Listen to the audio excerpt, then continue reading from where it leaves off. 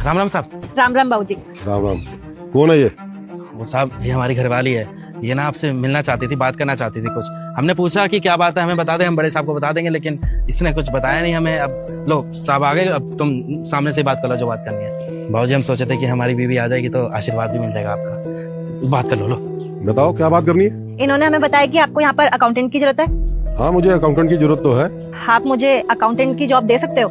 हाँ दे तो सकता हूँ, पर तुम पढ़ी लिखी हो? सर मैं ना बहुत पढ़ी लिखी हूँ और मैंने सीए का कोर्स भी करा है, और अगर आप मुझे ये जॉब देंगे ना तो मैं यहाँ की सारी चीजें अच्छे से हैंडल कर लूंगी।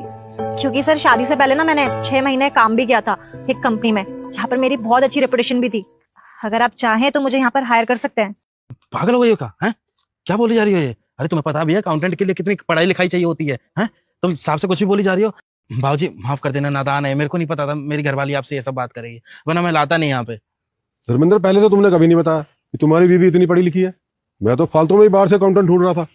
अरे जब हमारे घर में ही पढ़ी लिखी है तो मुझे बाहर ढूंढने की क्या जरूरत है?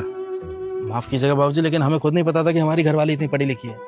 ये अभी आपके सामने बता रही, तब हमें खुद पता चल रहा है ये बात। अब ये सही बोल रहे हैं, इन्हें भी नहीं पता कि हम इतने पढ़े लिखे हैं। वो दरअसल इन्हें तो ये भी नहीं पता कि हमारी शादी जबरदस्ती कराई गई है। हमेशा बहुत समझती थी, ना पढ़ाया ना लिखाया, बस हमारी शादी करवा दी जबरदस्ती। वो तो हमारे पापा इतने अच्छे थे, उन्होंने हमें पढ़ाया लिखाया। आज हम जो भी है ना सिर्फ उनकी बदौलत है, और उन्हीं की वजह से ना आज हम सक्षम है कि कहीं भी हम जाके जॉब कर सकते हैं।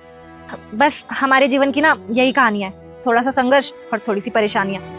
और देखो फिर हमारी धर्मेंद्र जी से शादी करवा दी, और हमारी मम्मी ने पापा को जबरदस्ती बोल के हमारी एक गांव में शादी करवा दी। बस तब से जिंदगी ऐसी ढल सी गई है।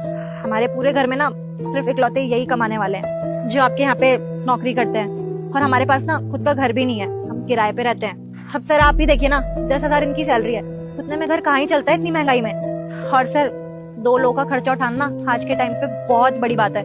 और वैसे भी मैं इतनी पढ़ी लिखी हूँ, तो इस पढ़ाई का मैं फायदा क्यों नहीं उठा लूँ कहीं जॉब करके, जिससे कि हमारा आने वाला कल ठीक हो जाए। अब देखिए ना, अभी तो हम 2 ही हैं, कल को हमारे बच्चे होंगे तो उनके फ्यूचर के बारे में भी तो मुझे सोचना है ना, उनका फ्यूचर भी तो मुझे सिक्योर करना है। हम चाहते हैं कि हमारे पति और बच्चे ना खुश रहे, तो उनके लिए मुझे कुछ भी करना पड़े मैं करूंगी। बहुत अच्छी सोच है तुम्हारी, पर धर्मेंद्र ने तो मुझे आज तक बताया नहीं कि तुम पढ़ी लिखी हो। अरे जब तुम इतनी पढ़ी लिखी हो तो मुझे किसी और को रखने की क्या जरूरत है? अब जब तुम सब कुछ मैनेज कर लोगी तो ये तो बहुत ही अच्छी बात है। धर्मेंद्र तुम एक काम करना, कल से इसे अपने साथ ही लेकर आना। धर्मेंद्र तुम बहुत भाग्यशाली हो, तुम्हारी पत्नी तुम्हारे फ्यूचर के बारे में सोच रही है। बेटा इसे कभी दुखी मत रखना, ठीक है बेटा? कल तुम 11 बजे टाइम से आ जाना, बाकी मैं तुम्हें सारे काम समझा ही दूंगा। जी थैंक यू सर। चलो ठीक है।